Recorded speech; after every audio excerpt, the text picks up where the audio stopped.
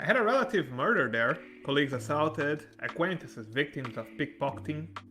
For all those motives, when someone asked me, is São Paulo safe?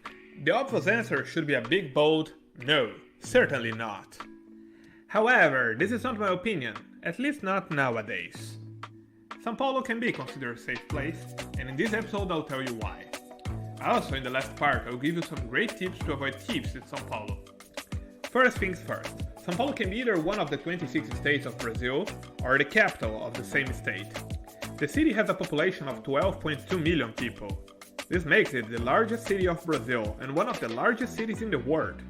Only São Paulo state alone has an area equivalent to the entire United Kingdom and a population comparable to Spain. It's important to have those dimensions in mind. We must remember that Brazil is a continental country when we talk about violence. While I would classify Brazilian cities like Maceió or Belém as very dangerous, São Paulo is different, very different.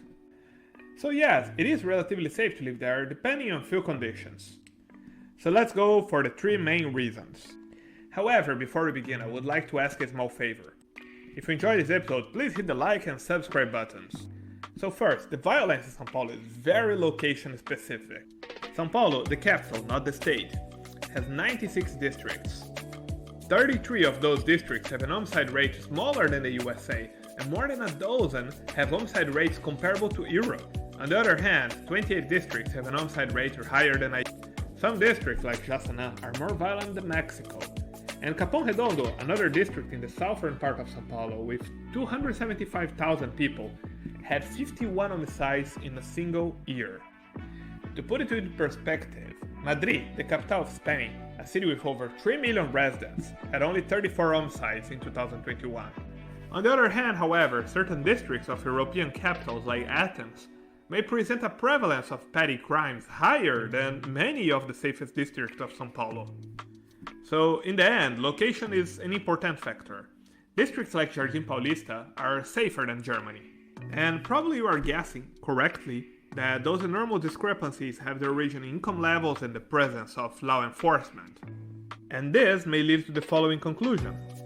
If near 1/3 of the districts are super dangerous, then it's dangerous to live there because people need to go to different parts for different reasons. But this is not entirely true. Every district in São Paulo works like a mini-city, having nearly everything you need. This makes it unnecessary for someone to go out of his neighborhood frequently and face gigantic traffic jams. I lived in São Paulo in the western region, more specifically in the Butantã district. I never had been to any of the violent eastern zone districts, except those close to the center like Tatuapé. I was once in a very dangerous district in the extreme south, but only because I took the wrong bridge when crossing the Pinheiros River. If you ask people that live in São Paulo their whole lives, chances are their stories will be similar. Most of the time they spend in their neighborhood and adjacent districts. You will not need to cross dangerous districts frequently unless you live close to one. Second, the violence is decreasing in São Paulo. Violence is falling in most states of Brazil consistently for already some years. In São Paulo state, the delinquency reduction is even sharper. In 2001, the homicide rate of São Paulo was 33.3 per 100,000 people.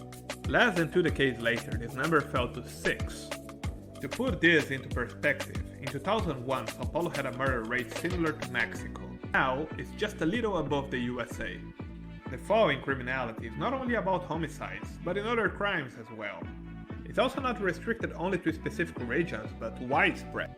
Crimes like latrocínio, robbery plus murder, decreased 58%. And the third reason, there are ways to dodge most of the risks. While there is not a 100% efficient system to avoid thieves and other crooks, most of the paulistanos, people from São Paulo, already master the daily habit of not becoming a victim. Things like not exposing cell phones in the central region, not using expensive photographic machines publicly, or having a dummy wallet. Sadly, many of the historical buildings of São Paulo, like the magnificent Museu do Ipiranga, are located in zones with frequent petty crimes. A common accessory of people in the Sé region, a place ridden by pickpocketers, is the pochette, sort of a money belt. It makes you look fat, but it's great to keep your documents and cards safe. São Paulo nowadays is almost as safe as Buenos Aires. Now, the promised tips, what to avoid in São Paulo. So if you're in the city for a short time, avoid carrying your luggage around.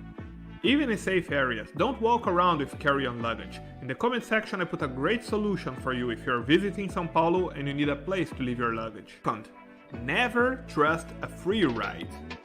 Sequestro relâmpago is a Brazilian crime that means lightning kidnapping, or something like that.